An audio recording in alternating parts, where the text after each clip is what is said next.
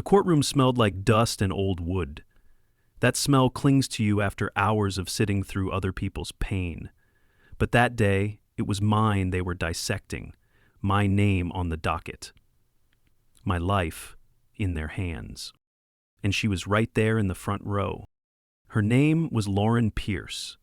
We used to live together, share bills, dreams, a future. She knew how I thought, how I moved, how I reacted. And that made her dangerous, because no lie hits harder than the one told by someone who once said they loved you. She wore black like she was mourning, dabbing at the corners of her eyes like she couldn't quite believe what had happened, like she hadn't orchestrated the whole thing. I stood with shackles on my wrists, while her voice floated through the courtroom like perfume, sweet, artificial, and meant to distract. He was manipulative, she told the judge. Unstable, obsessive. I didn't know what he was capable of until it was too late. Lies, all of it. She painted me as a stalker, a thief, an emotional terrorist, said I'd stolen from her employer, claimed I hacked into private servers and threatened to leak data unless they paid me off. There were documents, witnesses. The prosecution grinned like they'd already carved my name into a cell. What they didn't have was truth. But in court, perception beats truth every time, especially when it comes with crocodile tears and a pretty face. The sentence came quick. 5 years in federal prison for wire fraud and extortion. They said I should be grateful it wasn't more. Said I should reflect on what I'd done. As they led me away, she leaned in, close enough that I could smell the lie still drying on her lips. "I hope you rot," she whispered. I didn't respond. I didn't fight. I let them take me, because you don't strike back while your hands are tied. You wait. Prison strips you of almost everything: time, privacy, dignity, but not memory. That's the one thing they can't take. And I remembered everything. Every login she used, every bank account she hid, every call she made when she thought I wasn't listening. I had spent 3 years living next to her, absorbing details like dry soil drinks up rain. So while they gave me a number and a jumpsuit, I sat in my bunk and started to write. Not to her. Never to her. To everyone around her. Her husband didn't know about the affair. Not with me. With her boss, Jordan Myers, a man who was married with 3 kids and had a lot to lose. Lauren used her position at his firm to skim from quarterly budgets, tiny numbers, unnoticeable if you weren't looking. But I had records. PDFs. Email drafts she never sent. Screenshots she left open. I'd taken them before everything went south, thinking we were just arguing, just having problems, not preparing for war. The first letter went to Jordan's wife. I typed it in the prison library carefully, using their email system to send it to a third-party mailing service that would print and post it for me. No return address, no signature, just facts. Clean, sharp, undeniable. I didn't accuse. I implied. I left enough breadcrumbs for her to follow, but made it look like a concerned outsider tipping her off. I included a USB drive with redacted files. Not enough to trace. Just enough to start the bleeding. 3 weeks later, I heard from an old friend on the outside that Jordan's wife had filed for divorce. She froze their joint accounts. His name disappeared from the company directory. Laura must have been scrambling. But I wasn't done. Next came her employer. Not the boss, the board. I mailed a full dossier to one of the partners in New York, a woman known for cleaning house when things went sour. I labeled the package urgent, financial irregularities. Inside were screenshots of budget discrepancies, meeting minutes Lauren had doctored, and messages where she bragged to friends about getting away with it. I included a note. Maybe this explains the last quarter's missing funds. Check payroll under account 7440. A week later, Lauren's name was removed from the leadership page. 2 weeks after that, the company issued a statement about realignment and internal investigations. I kept writing. To her university alumni board, where she was up for a spotlight feature. I gave them anonymous proof of falsified internship records and plagiarized thesis excerpts. They pulled her profile before it ever ran. To her church, where she played piano on Sundays and posted filtered selfies about faith and grace. I sent them a list of local court records with links to media coverage and a simple question. Is this the example you want for your youth program? The pastor posted a vague statement about moral revaluation. She was never seen there again. Lauren's world began to erode, piece by piece, brick by brick. She had built her life on a foundation of performance, curated, artificial, and brittle. All I had to do was push in the right places, and I knew where every crack was. She had no idea it was me, because I didn't use threats. I didn't send hate. I used her words, her numbers, her photos. All the things she gave me when she thought I was just another man to be manipulated. She created the evidence. I just delivered it. Inside the prison walls, I became a ghost. I kept my head down, took classes, stayed quiet. Guards liked me because I didn't cause trouble. Inmates respected me because I minded my business. No one suspected I was dismantling a life outside the walls with nothing but a keyboard and memory. Every month, I mailed out another truth. And every month, her name grew a little dimmer. She lost her job, her reputation, her marriage, her standing in her community. By the time I hit year 4, I got word from a former coworker that Lauren was working at a cash-only salon under a different last name. The embezzlement hadn't stuck yet. But I was patient. I'd saved the best for last. One letter, sealed, thick with everything I had left. The full breakdown of the accounting fraud, the wire transfers to foreign accounts, the off-record bonus logs. This one didn't go to a person. It went to the Department of Justice. No signature, no fingerprints, just facts. I mailed it on the last week of my sentence. As I walked out of the gate, sun on my face for the first time in years, I checked the news on a burner phone I'd stashed with a friend. Lauren Pierce, under federal investigation for wire fraud and perjury. I didn't smile. I didn't gloat. Freedom didn't feel like I thought it would. There were no cameras, no applause, just a cold wind, an old duffel bag, and a bus ticket bought by a friend who still believed me. The world moved on while I sat in a concrete cage. But I hadn't been idle. My hands were cuffed. My mouth was shut. But my mind, that stayed sharp. I didn't go home. I didn't go near anything familiar. Instead, I landed in a town 3 states away, quiet, forgettable, somewhere I could blend into a job with no questions and pay in cash. Lauren Pierce, on the other hand, couldn't blend anywhere. Her face was on blogs and news sites. Not major headlines, not yet, but the kind of articles that live forever in search engines. Local outlets loved the scandal.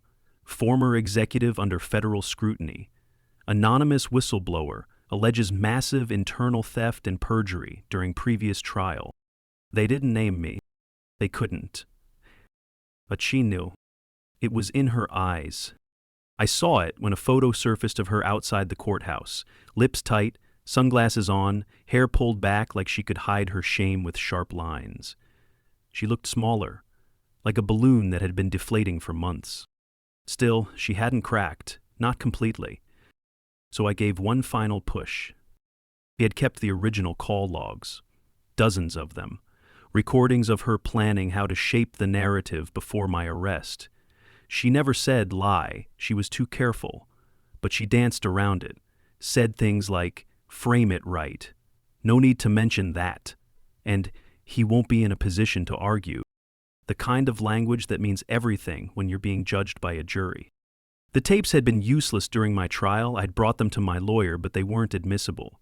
Not without her consent. Not without a warrant. But outside the courtroom, they were gold. I made copies. One to a podcast that covered wrongful convictions, one to a lawyer who specialized in malicious prosecution lawsuits, one to a journalist who hated corruption more than she liked fame. The podcast aired the recordings, blurred her voice, but not mine. For once, I got to speak. Not edited, not twisted, just truth in my own words.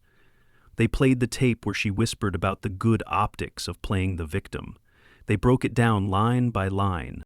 People started asking questions. Why wasn't this evidence used in court? Why had no one followed up on the financial claims I had made? Why had she testified with such confidence? And how did that square with the fraud investigation she was now tangled in? I didn't answer. I didn't need to. The public did the math on their own. Lauren's world shrank fast. Her bank accounts were frozen under court order. She was let go from her second job. The salon had no idea who they'd hired until someone posted a side-by-side of her mugshot in a customer's Instagram story. Her landlord gave her 30 days' notice citing community safety concerns. Her sister, a teacher, was placed on temporary leave after reporters found she'd helped falsify an alibi. Even those who stood by her started asking why bad luck kept following her. She couldn't run anymore. She tried to sue the podcast for defamation. It backfired. They countersued with an army of First Amendment lawyers. And during discovery, Lauren's own emails leaked. Messages where she asked her best friend to make up a timeline that puts him at my place longer. And just say you saw the documents and were afraid. That friend flipped, turned state's evidence. Now the perjury wasn't just suspected, it was confirmed. The Department of Justice had to act. Charges came down hard. Wire fraud, obstruction, perjury, conspiracy to falsify evidence. They raided her apartment. The media turned vicious. One headline read, "The Woman Who Cried, Monster. How Lauren Pierce Built a Lie and Got Burned by It." It wasn't justice. Not really. Justice would have been never needing to fight in the first place. But it was something, enough to let me sleep again. I stayed in that quiet town while the trial unfolded. I watched from a distance. No cameras on me this time, no shackles, just stillness. She pleaded not guilty. Of course she did. It was the only card she had left. The trial dragged on for months. But the evidence was different now. Real, verifiable, collected by multiple sources, confirmed by digital forensics, backed by her own allies turning on her to save themselves. I didn't testify. I was asked to, but I said no. Not because I didn't want to face her, but because I already had. Every letter I sent, every document I exposed, every step I took in that prison cell, those were my testimony. And the world had already heard it. The verdict came down on a Friday. Guilty on all counts. 7 years. They didn't cuff her in the courtroom, but they did as soon as she stepped into the hallway. Someone caught a photo, her in handcuffs, mascara streaked down her face, mouth open like she still didn't understand how it happened. But I understood. She told me she hoped I'd rot. Instead, I wrote. And when I walked out of that cage, she took my place. I just walked because she wanted me to rot. But I wrote, and every word I sent from that cage was a sentence in the life she lost. The strange thing about revenge is how quiet the end feels. After the trial, after the mugshots and court transcripts, after the reporters packed up their gear and moved on to the next disaster, there was only silence, a world that kept turning, a sky that didn't blink. Nobody celebrated. But I wasn't looking for celebration. I was looking for closure. I didn't attend her sentencing. I already knew what would happen. 7 years, no parole until 5. State prison, the kind of place where appearances didn't matter and charm couldn't buy safety. Lauren had spent years shaping herself into a weapon for public spaces, polished, rehearsed, always in control. But prison doesn't care how you walk in, only how you survive. She was booked into a facility 200 miles from where she had once lived. Isolated, rural, minimal contact with the outside, no visitors except legal counsel. Her name was redacted from the inmate registry after the first few journalists tried to dig too deep. They wanted to forget her. The court wanted her buried quietly, no noise, no distraction. But I didn't forget. I knew what came next. The legal machine had done its job. They took away her name, her freedom, and any public chance at rebuilding. But they didn't take away the damage she had already done. Not just to me, to others. Because Lauren had lied under oath. But she had also lied to people who trusted her, worked with her, hired her, and I hadn't been the only one. A few months after her sentencing, I got a letter. No return address. Inside was a single sheet of paper, handwritten. You weren't the first. She did it to my brother in 2014. Different state, different lie, same result. It was signed with a name I didn't recognize. Then came the second letter, and the third. People from all over linked only by pain that sounded too familiar. Some were men who had dated her, some were co-workers she sabotaged to climb, a woman who'd been fired from a nonprofit after Lauren shifted blame for a failed grant application, a student who'd been expelled over a cheating scandal Lauren orchestrated to cover her own paper theft. I read them all, every word, and for the first time since prison I felt something close to peace. Because she hadn't destroyed me because I was guilty. She destroyed me because that's what she did. That's what she was, a collector of people to break. A gardener of falsehoods. The court had caged her, but the truth was finally free. I kept my life small, clean, no debts, no attachments. I worked nights at a print shop, cash under the table, enough to keep the lights on and the fridge half full. I didn't chase old dreams. I built new ones that didn't involve Lauren's shadow. Still, some nights I watched the footage again. The tape of her in court, her face collapsing as the sentence was read. Not out of joy, not to gloat, but to remind myself what it cost to be passive. What it cost when you let someone like her control the story. I had rewritten that story, with every letter, every line. Years passed, I heard from the podcast again. They asked for a follow-up interview. I said no.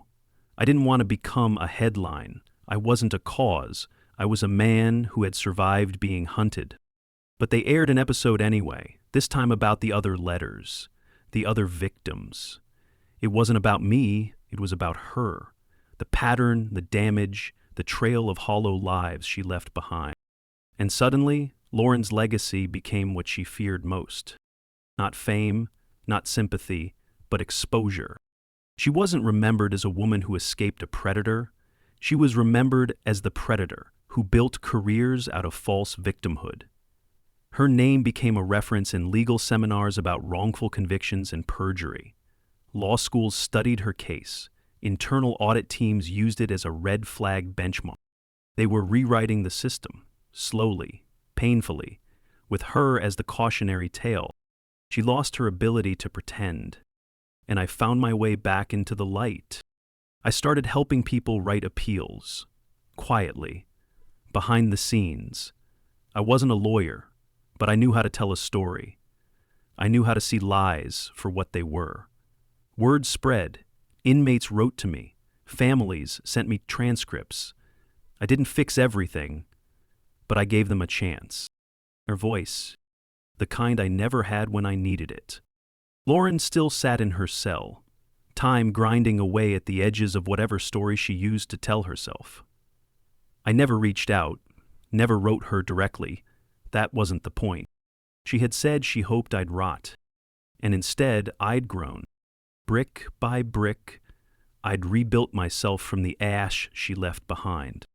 By the time her name stopped trending, no one remembered why they ever believed her.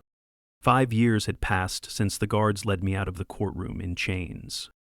I could still hear her voice from that day, sharp and venom-slick. I hope you rot. She said it so quietly, like a secret, like a prayer. She thought those 3 words would be the period at the end of my story. But I'd rewritten every line.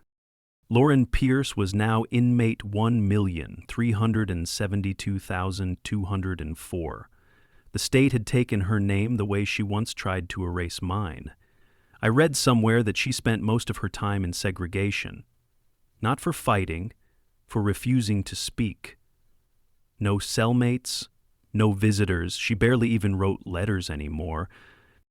It wasn't remorse. Lauren didn't believe in guilt. It was isolation, the one punishment even she couldn't manipulate. But I had moved on. I didn't just help people with appeals anymore. I started a small group, quietly funded, focused on exposing false testimony and legal manipulation. Not flashy cases, not newsworthy. Just real people caught in stories they didn't write.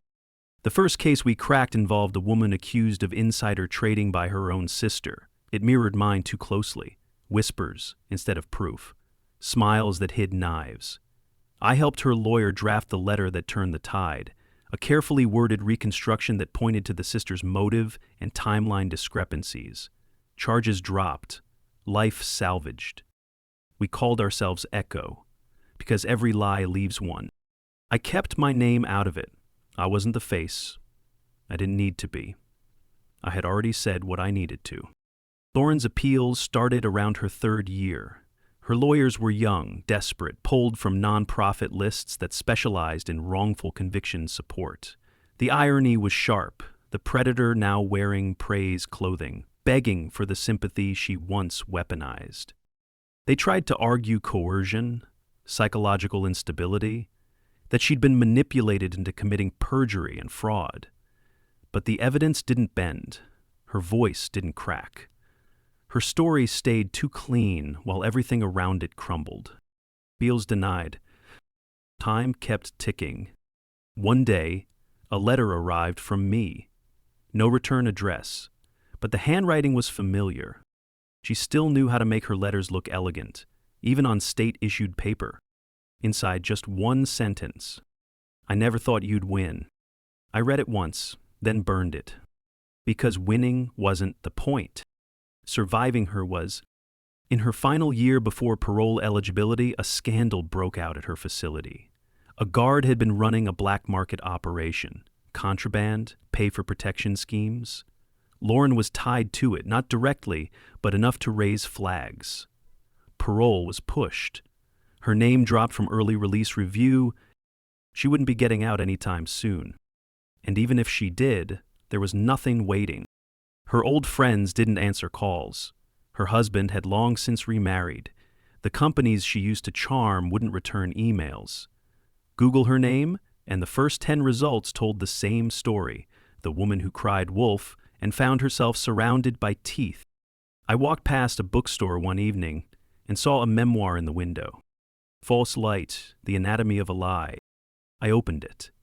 Skimmed the first chapter. It wasn't about Lauren, not directly, but I saw her fingerprints in the cautionary case studies. The editors had learned to scrub names, to protect themselves, but they couldn't scrub the truth. She had become the example, not of a wronged woman, of a weapon misfired. I closed the book and kept walking. Later that night, I got an email from the podcast. They were producing a final episode, a closer. They wanted my voice. Just my thoughts, raw, unscripted, no name, just closure. So I sat in a dark room with a microphone and said the last words I'd ever give her. She tried to write my ending, but she forgot something. Some of us remember everything. Some of us write too. And when you lie about the wrong person, they don't scream. They don't beg. They write. And every sentence you handed them becomes another nail in the coffin of your fiction. It aired the next week. Lauren's name trended one final time. Not as a victim, not as a villain, as a warning. After that, I disappeared from public view. No statements, no interviews, no letters, just life. Quiet, ordinary. And if she ever steps out of those prison walls, she'll find the world colder than she left it. She'll learn that some lies stain too deep to scrub clean.